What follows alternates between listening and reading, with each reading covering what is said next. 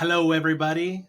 Today, we're going to be reviewing the Portland metro area market action report for October 2023. We're going to sprinkle in some historic trends. We're going to talk about what's happening with mortgage rates. Basically, this is the most boring but informative video that you'll want to watch if you're thinking about buying real estate in the next, I'm going to say 12 to 24 months. This is a video we do monthly. We also do some other weekly videos, but we do this one monthly where we're recapping what we've been seeing in the marketplace, hoping to give some insights to buyers and sellers. My name is David Caldwell. I'm here with Katie Henderson. We're with Hillshire Realty Group at eXp Realty. So let's get into it. Okay. Are you going to So tell us about rates. October? I'll get into it. So let's start with rates. You know, since this is in October, but we know in October we saw was like 7.5% to 8% interest rates. Today it's November 15th. We're recording this video November 15th. Rates are 7.45%. So we've seen a recent pullback where there's a lot of celebration about it. Now, here's my thoughts on it. A lot of us were complaining about it a couple months ago. Now we're celebrating. I don't know if 7.5% rates are something to celebrate yet. I don't know if this is the beginning of a trend, if this is a blip down. If you're a home buyer, here's what I want you to think. If you're buying a home between now and the end of the year, could I lock in this lower rate and then buy down and actually in my first year have a 5.5% rate? That would be something to celebrate. So when I'm looking at these higher interest rates as they come down, they're just enabling me to get even lower. And if you've been watching these for a while, you'll know like in new construction in the Portland housing market, many of those properties are just offering right out of the gate $30,000, $40,000 for buy downs. If you're buying a resale home in the market, maybe not the first weekend, but over the next couple of weeks on the market, you're starting to see discounts being given on the back end of a lot of properties where you were able to get rates down to bring that affordability to the market that's really needed. Comments, hot take, Katie? Yeah, I agree. I think if new construction is something you're interested in or you may be interested in, I think that's a great avenue to explore simply because of that affordability aspect. If there is a rate buy down that you could take advantage of, you should do it. If you're comfortable with the monthly payment, go for it. In that same vein, if you need a house right now, if you want to purchase a house and you're comfortable with the monthly payment, even if it is at 7.5%, maybe buy the house. Yeah, I mean, there's this whole like marry the house, date the rate thing, and you know I don't Your like favorite. that. My favorite. Yeah. My friend Ben the other day, he posted it, and me and him were of this like same thought, which is buy the house that you can afford. Buy a house that you love that you can afford. If you can get some payment relief in the short term, great. Historically, when we look at most time frames, we know rates are going to come down on some time frame, right? There's lots of studies or opinions right now that think we're going to have a higher interest rate environment through Q3 of next year. But if you have the housing need today, there are some creative ways to create affordability. So let's get into the October report. So the place that I like to start always, we like to start with what's happening with home values. When we compare the first 10 months of 2023 to the same time period the year before, the average sales price in the Portland metro area has decreased 2.6% from $615 to $599, $100. Thoughts? I think that's a no-brainer, an indicator of what's happening. Like the market is just reacting to the climate we're in. It's a result of the unaffordability that buyers are facing right now. Prices are reacting. A lot of times too, sellers may have an opinion of value of their home, and maybe the agent talks to the seller and they decide on a price and they go, okay, well, we can try it this way and see what happens. But the house is worth what the buyer's willing to pay for it. Some may argue that statement, but to a certain extent, it's true. And the market will tell you what your home is worth. So I think that's what we're seeing happen here when we look at that statistic.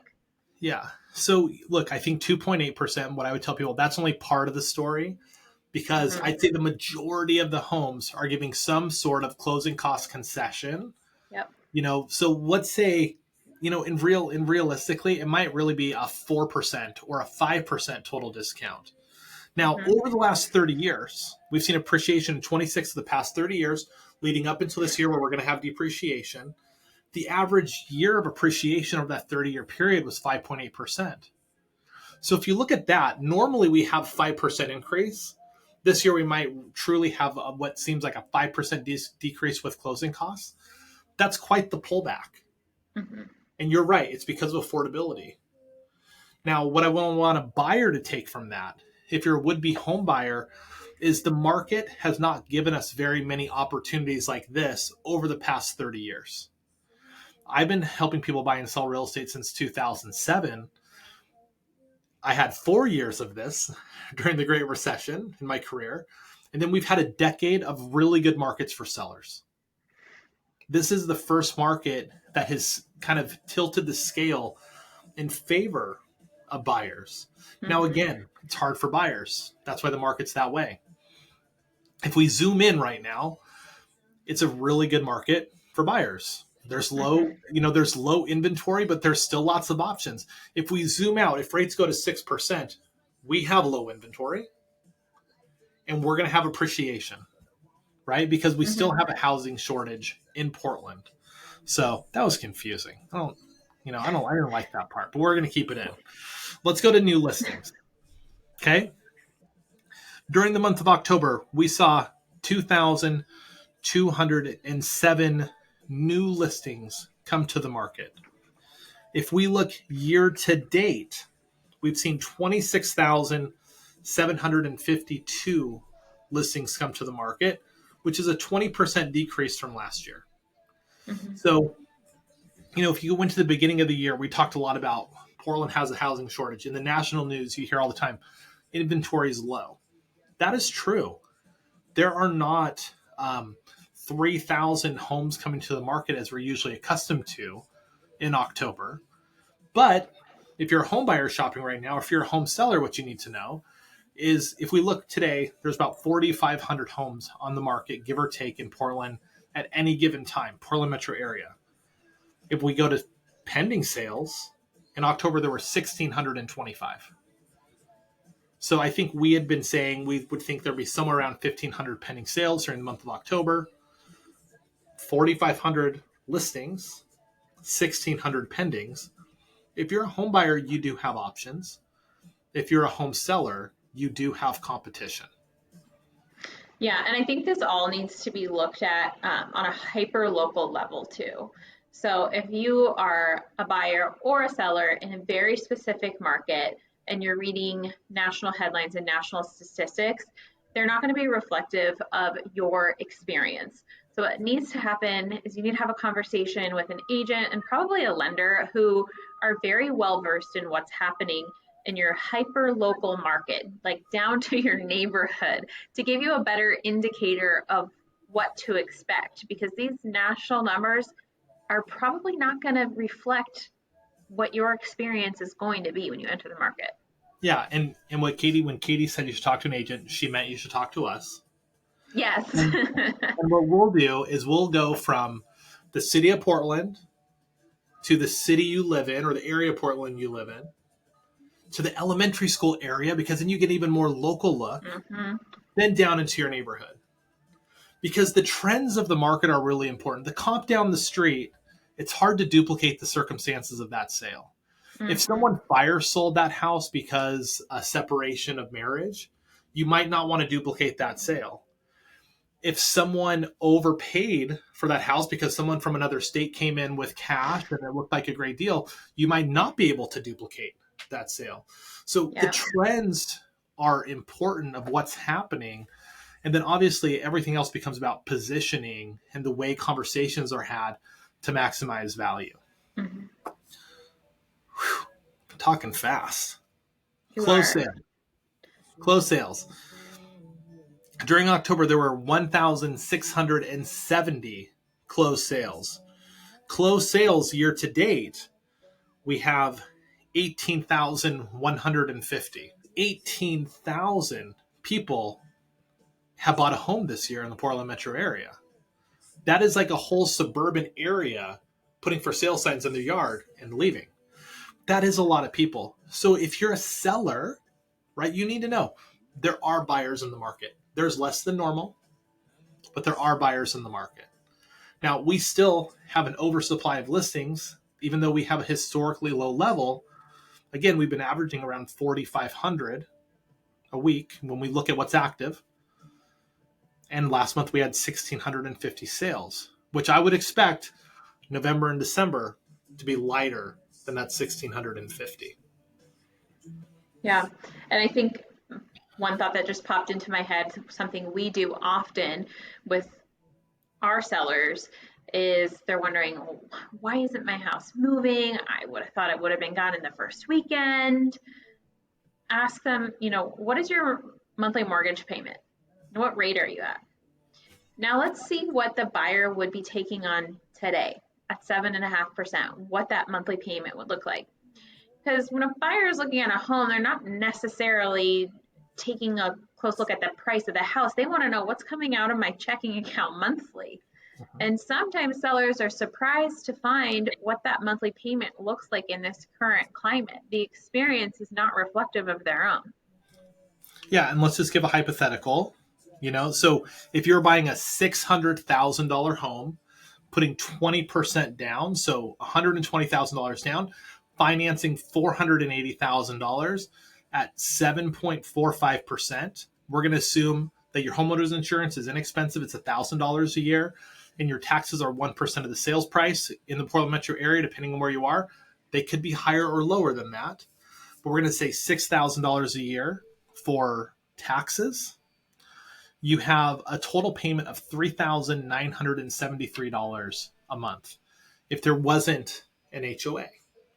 Yeah, and if you had done that same calculation a few years ago when we were in this low rate climate, it would be astonishingly different. At 4%, the payment would be $2,800. So that's something to closely examine when you're selecting a list price of your house. It's just something to take in and examine when you put your home on the market, and maybe think about what the buyer would be having to make annually to be able to comfortably afford that mortgage payment, and ask yourself what percentage of buyers in this market take home that amount. Exactly. What percentage of their income is that? If you wanted to go down to 5.5%, where we could get 2-1 buy downs right now, that would save someone $700 a month and get their payment to $3,300. And if you're a home seller watching right now, affordability is the biggest problem we have in the marketplace. Affordability, I think, is at a 40-year low in this country. And how has that shown up in Portland real estate? Well, for 9 of the 11 past months, the average sales price has been less than the same month the year before. But in the months that it was more expensive, in October of 2023, as an average, was only $700 more expensive than October of 2022. And the other month where it was higher was August of 2023, was like $500 more expensive than August of 2022. So it's nearly impossible to get appreciation in these sort of market circumstances. The trend is a slow decline. Now, there's going to be thousands of homes in Portland this year that are left unsold. And those people are either going to stay put, or next year they're going to get serious about selling.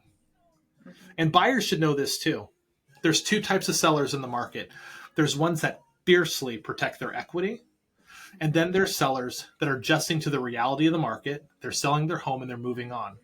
But those are the people that are dictating market pricing, not the people that are trying to fiercely protect their equity, but the ones that are willing to participate and engage in the market and take the lessons. And I'm not saying panic drop your house on price. I'm saying you have to be strategic. You have to know what's going on so you can wade through this market and get to your goal or get as close to it as possible. Thoughts? Or Jordan's nodding. No, I agree with you 100%. So I think pricing is one of the most effective marketing tools we have, and it's so important to get it right or get it as close to being right as possible from day one, and that's going to dictate your experience moving forward. Sometimes it's tempting to look at your neighbor's house and see what they sold it for and go, well, I think I have better cabinets and my yard's a little nicer. So just list it a little bit higher and let's see what happens. But then a possible result is that the listing becomes stale, as some people call it, and then buyers start to wonder, well, what's wrong with that house? And what could I offer at this point? It's been on the market for 3, 4, 5 weeks. Maybe I can push the boundaries a little bit. So that is a possible danger of overpricing your home. So pricing is immensely important. Well, and let's even talk about overpricing, because no one gets it right 100% of the time. Sure. You have to be a little bit flexible to the way you price. I know in my career, I've been wrong in both directions. I was never Yep. someone that said, oh my gosh, I sold this house for $50,000 more, right, than I listed it for. Like, maybe in those situations, sometimes people underprice the homes and the market showed demand. Sometimes Yeah. we agree with sellers that, yes, this is where we believe your house should be. And the market just says no, because the market doesn't see the home the same way, Yeah. even after some time on the market. The Yeah. question is, do you let, that 10, 25, 30, maybe $50,000 sometimes stand in the way between accessing your equity Yeah. or taking your equity out of that asset and moving on with your life? Sometimes the right decision is to stay. Sometimes the right decision is to exit and reallocate that capital to something different, and maybe something that's going to improve your quality of life. I mean, I think people move to improve their quality of life more often than not, right? I think most moves are motivated by, there's something better over here for me. Mm-hmm. And we never try to advise people, well, over $10,000, don't go move on with your life. But oftentimes we get in conversations with clients where they forget why they're moving and they get stuck on these little things. And our job is to help them see that maybe you need to look at this a different way.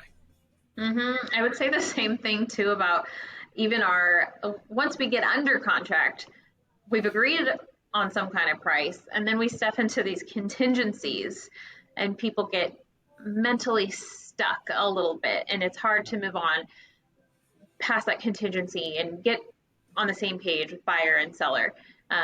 But like you talked about, it's like, hey, maybe we need to budge a little bit so we can access your equity, so we can close on your next house, so we can help you accomplish your goals. Does this feel like a personal ask or something you may not want to do because it feels a little insulting? Or is this just something we need to take on to help you achieve the goal that you had intended on when you started this process? Yeah. Seeing all those kinds of things come up now that were not relevant a few years ago. Totally. And you know what? Problems in real estate transactions, and let's just use a repairs as an example. Mm-hmm. Sometimes the repair is silly, but if you're a seller, it's not about the repair. It's about moving the transaction forward. Because what you might think is silly, a buyer may have personal experience with that was really negative. Mm-hmm. They could have gotten all hyped up because they went on Google and read all sorts of horrible things about it. Mm-hmm. And sometimes it's just not worth the debate. It's just going, okay, let's move this forward. Now, that always comes down to a dollar amount. I'm going to give you. I'm just gonna say something we hear really often in these type of situations. But Katie, I don't have to sell. Yeah, and to those people, I say, well, I mean, then we can, decline these requests for repairs. Certainly, are you prepared to go back on the market or withdraw your home from the market? And what does that look like for you? And Yeah. what would it look like if we went ahead and conducted these repairs and moved this transaction to closing? What does that end result look like?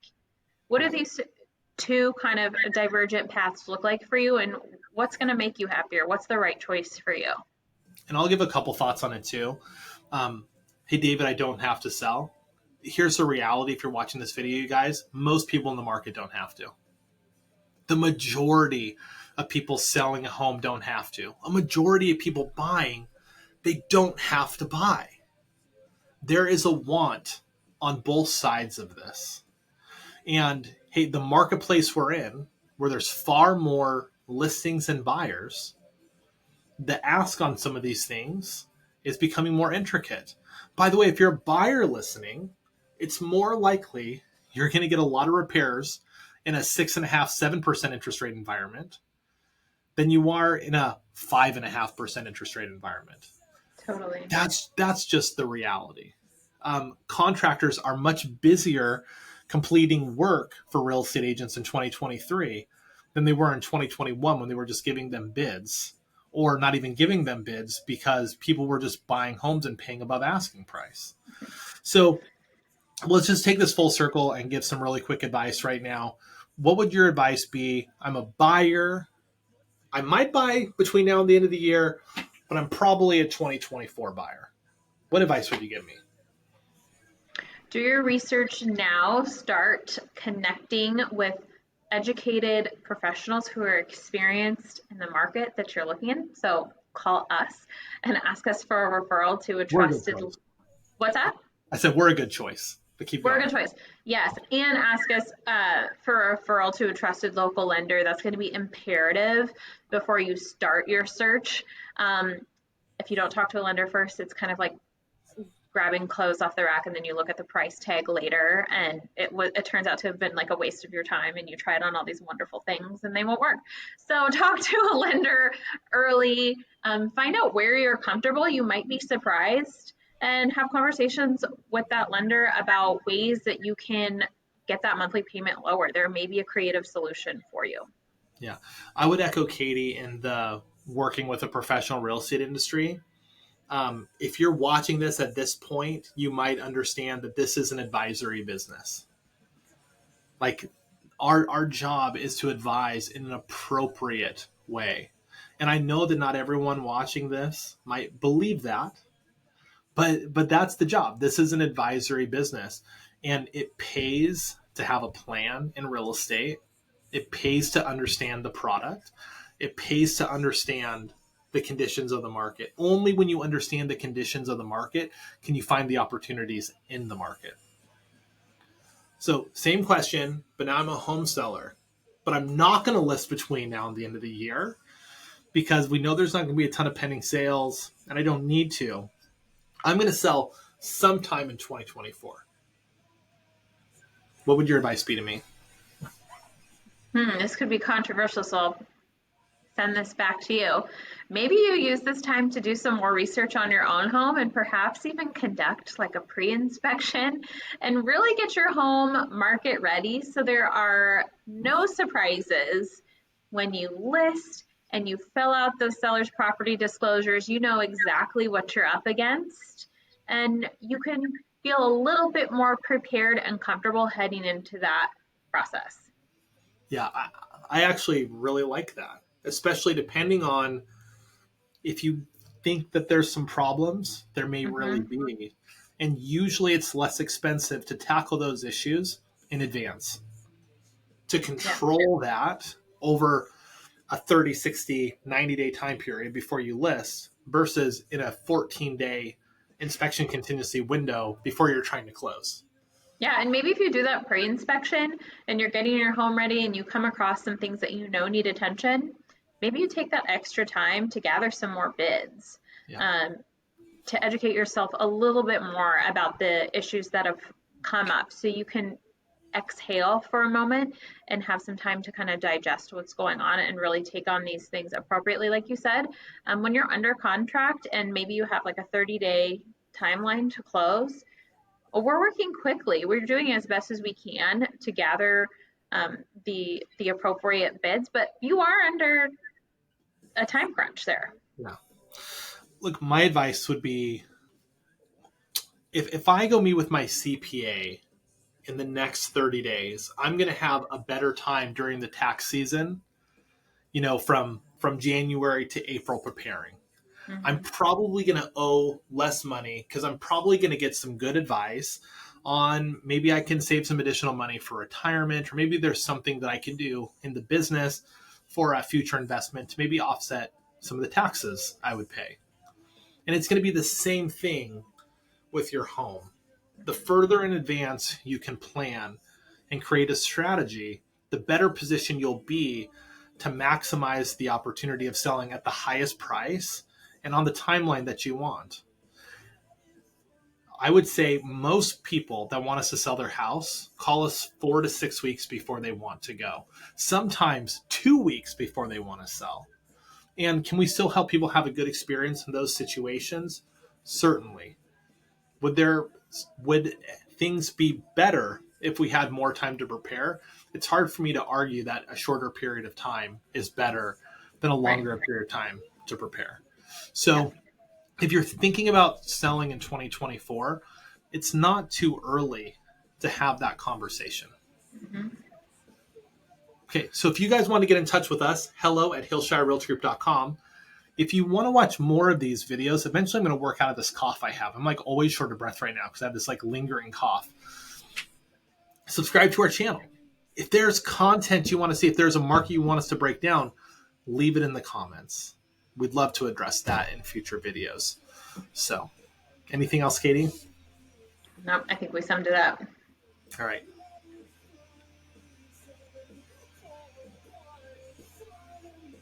Why doesn't it stop?